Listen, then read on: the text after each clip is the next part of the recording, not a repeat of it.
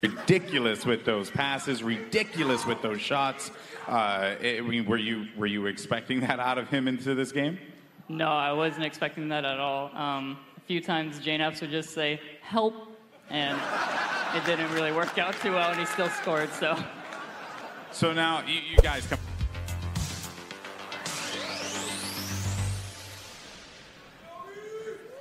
Let's get loud for G2 Esports! And I can proudly say that I am a member of the Camp fam, and you can...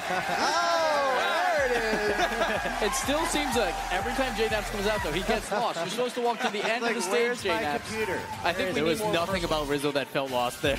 Yeah, the Rizzo knew what he was doing, but Jknaps... He won it, but like we said, that was in the upper bracket. Now they are in that lower bracket. This is the ultimate test for G2, but if they can get this win and survive until Championship Sunday, they'll feel good about their team. I mean, the best thing about G2 is obviously they've had a lot of complications, but for them, they got the best experience. Hates me, and I know they do, because I'm picking mockit. Yeah, I'm picking mockit. Mockit played today. They don't like it. Yeah, they don't like it. That's okay. Like, I've seen worse, way worse in Twitch chat, so I'm... Okay, interview's done? No, I'm kidding. All right, Rizzo, final question here. I asked Kronovi this earlier, and I'm going to ask you now. It's a very easy question. It's meant for you to kind of get your moment here. Does G2 go all the way? We're going all the way, baby! All right, I'm going to go ahead and send it over to Axitos to break it all down. Rizzo, thank you, my man. Oh, man. Thank you, Golden Boy. Great to hear from Rizzo there. And what a match from G2. Dropping to the lower bracket, but able to get the starve going. Pashy flips into it. Jknaps and Kronovi now moving up, looking for the offensive pressure. And look at the pinch back down the field. Moves back into the G2 corner. Very peak up over the top of Jknaps. It could waterfall back down to him, and he puts it through the solo plays. Very peak trying to carry mockit right now. He's done it so much this weekend. He still continues to execute. Falling so far for that, all on Kronovi to make that save, which was difficult. But I feel like it was even harder for Favorite Peak to make that shot. Unbelievable play. 3:05 left to go. Mock drops into the corner. He'll back pass it out to Rizzo. Puts it back into the corner. Now in front of the net, Freaky's up. All alone and uncontested. Very Peak adds some extra pace to it, and then gets the pinch in front of the goal. Pashy puts the shot in. What was this pass from Very Peak? Again, turning it around so fast. Freaky clearing it all the way. Very Peak getting one, and then somehow he got that second touch. mockit are on fire. Absolutely brilliant play from mockit, as they have quite the hold here in Game 4. 125 left to go. Identity more and more as the series went along, and they finished it off with what we've come to know them for, an infield pass, undefendable for the Chiefs. They made. So do not count Cloud9 out by any stretch of the imagination. But for our purposes on day 2 here, we have one match left on the day before we proceed into Championship Sunday. And it's the other North American fan favorite. Rizzo shuts it down. Now Freaky out of the corner. Very Peak to follow as well.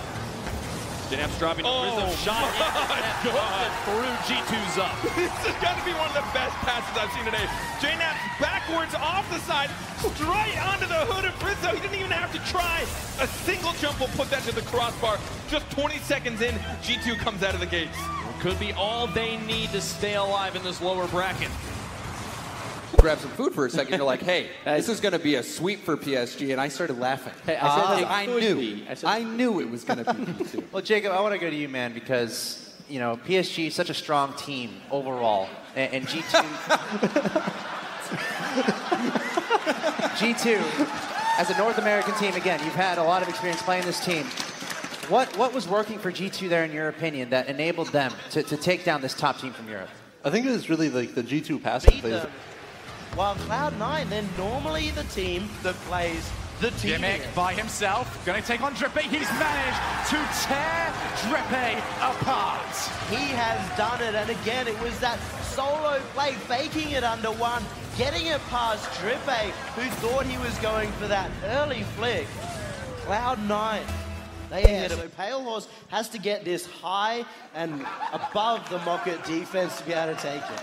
And remember, they really put it together. We saw how they were able to take that boot camp time, come into this week, and perform well. It's just they had a little bit of a hiccup. So I think them actually getting that long break is actually going to really help them. And plus, that hiccup, though, it was Gale Force. And Gale Force is looking so strong. It's a big hiccup. Yeah, who knows? Who knows how they... Straight to his teammate. Wow. So difficult, and Gimmick over the top. It's coming back out. Who gets their first? Gimmick does. Sends it in. 16 seconds left, and Cloud9's got the lead. You can look at this touch from Gimmick and think it was useless, but look where Leathermere was. He would have had that save unbelievably thought by Gimmick to get there, recovering quick enough to get just one more touch, and with 16 seconds left, Cloud9 will find themselves in the lead. And all of it enabled by that ridiculous clear and transition from Squishy and Torment. And then Gimmick to finish it off. Dynamite, oh my goodness, he puts another one. People seem to like you. Give it up for Rizzo, if you haven't had a chance yet. Rizzo, my man, one, I just got to ask you, you had some amazing shots. Is everything that you do calculated? I need to know. Every last thing. All right, so I have to say, mockit, gave you guys quite the fight. You had some pretty low-score games there. Able to control it. Jknaps towards the goal. In the final minute of game 2, mockit only up by 1. If they can hold on to this, they will tie up the series. Bump on Kronovi, open up a little bit of space. He's going to take extra time to put pace in that ball, and Freaky will win the 50-50 accordingly. Miss there from Jknaps and Apache up onto the backboard. It's just Rizzo and net as Fairy Peak tries to drop this one down, follows it himself. Rizzo gets the block, just puts his car in the way, and shuts down any shot opportunities Fairy Peak could have. With 30 seconds left, Freaky over the top of Kronovi. Apache up to try and drop it. A little out of his reach. Apache over the top of 2. Breakaway opportunity, but a difficult angle. Nearly finds it, sets it up for Freaky, who gets it off into the backboard. Jknaps was there as well. The defense for G2 will rotate quickly and now look for the transition. Jknaps to Rizzo, the soft touch that puts it into the box. Now looking for goalies. He curates enough interference. It just goes in and G2 scores. For a second, I thought Rizzo was going to give it to Jknaps, which would have been nuts. And then I thought he was giving it to Kronovi, but instead, nothing happened. Apache was able to make it. Freaky thought... Don't matter quite as much.